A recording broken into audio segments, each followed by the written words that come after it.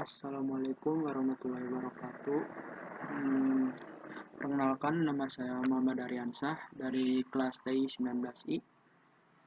Di video kali ini saya akan memaparkan materi tentang sistem antrian yang saya studi kasus sendiri dan dicontohkan dalam pro model juga.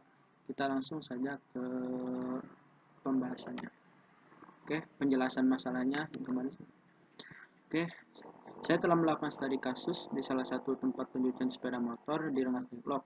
Yang saya amati di tempat tersebut adalah tingkat kedatangan para pelanggan tersebut adalah 2 pelanggan per jam. Berdasarkan distribusi Poisson dan petugas pencuci motor tersebut menghabiskan waktu rata-rata 20 menit untuk setiap pelanggan yang ingin mencuci motornya. Dan di tempat ini hanya ada satu petugas mencuci motor saja. Oleh karena itu, saya ingin melakukan perbaikan dengan menambahkan petugas pelayanan agar pelayanan lebih cepat dan efisien, agar tidak terlalu lama menunggu.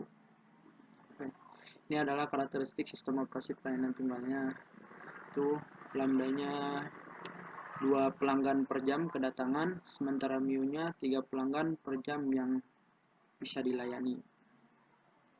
Oke, langsung ke ini. Oke, penjelasan usulan dari saya. Jadi di kasus ini saya akan mencoba menambahkan satu petugas lagi untuk tempat pencucian ini agar nantinya lebih efisien dan pelanggan tidak ada yang terlalu lama menunggu. Karena jika ditambahkan satu petugas lagi, tingkat pelayanan akan lebih tinggi. Oke, karakteristik sistem operasi pelayanan multiple. Oke, lambdanya 2 pelanggan per jam kedatangan, sama kayak tadi mu-nya juga 3 pelanggan per jam yang dilayani, dan di sini ada penambahan jadi 2 petugas yang datang. Oke, di sini ada penjelasannya. Jadi kita cari dulu VO, LWO, LQ, WQ, PQ-nya dari satu petugas dan 2 petugas. Itu sementara PO itu probabilitas tidak ada pelanggan dalam sistem. L, jumlah pelanggan rata-rata dalam sistem antrian. WO, waktu yang dihabiskan pelanggan dalam antrian. WQ, waktu yang dihabiskan untuk menunggu dilayani. PQ, probabilitas petugas sibuk dan pelanggan menunggu. Oke. Sistem pelayanan tunggal. Nah, di sini sudah ada perhitungan dari saya dengan menggunakan COMTM dari data-data tersebut ya, dari pelanggan per jam kedatangan yaitu ada 2, service rate atau pelanggan per jam yang dilayaninya yaitu ada 3, sementara yang pelayannya cuma ada 1 ya, number of service. Nah, di sini dapatlah hasil sebagai berikut nih. Average service utilization-nya atau PQ-nya ya. PQ-nya yaitu 0,67, average number in the queue atau LQ-nya 1,33. Ini ada average number in the system, L-nya 2. Average time in the queue itu yaitu 0,67 atau 40 menit. Average time in the system yaitu 1 atau 60 menit. Oke, kita lanjut ke slide selanjutnya. Nah, di sini ada simulasi pelayanan sistem tunggal yang menggunakan pro model. Di sini ada tempat menunggu pelanggan.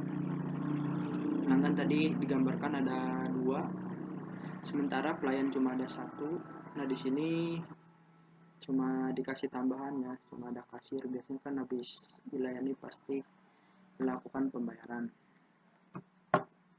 Oke, ke slide selanjutnya. Nah, di sistem pelayan multiple atau menambahkan satu petugas lagi menjadi 2 petugas yang datang berarti. Ini seperti tadi, 2 pelanggan per jam kedatangan, 3 pelanggan per jam yang dilayani, dan 2 petugas yang datang. Inilah hasil dari menambahkan satu pelayanan lagi. Berarti ini lambdanya atau kedatangannya masih sama 2, service rate 3, jumlah pelayanan per jamnya 3, dan sementara di jumlah pelayan menjadi 2 ya di sini. Dan di sini juga terjadi perbedaan yang signifikan ya. Sementara nih average service intelligence-nya atau PK-nya menjadi 0,33, average number in the queue atau LQ menjadi 0,08, average number in the system L atau menjadi 0,75.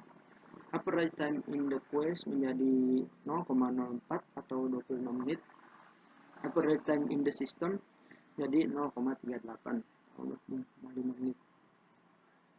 Nah, di sini dapat dilihat ya, sangat signifikan sekali ketika menambahkan satu pelayan lagi. Dilihat dari ini saja lamanya pelanggan menunggu menjadi tadinya dari 40 menit menjadi 25 menit.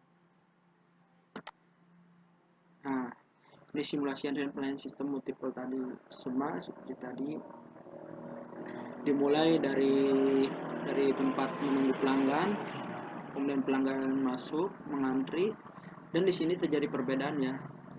Di sini ada dua pelayan, jadi kemungkinan besar pelayanan akan semakin cepat. Dan seperti tadi, langsung setelah terjadi pelayanan menjadi ke kasir, pasti kasir melakukan pembayaran. Oke, seperti itu. Jadi kita ke slide terakhir. Nah, ini adalah perbandingannya dari satu pelayan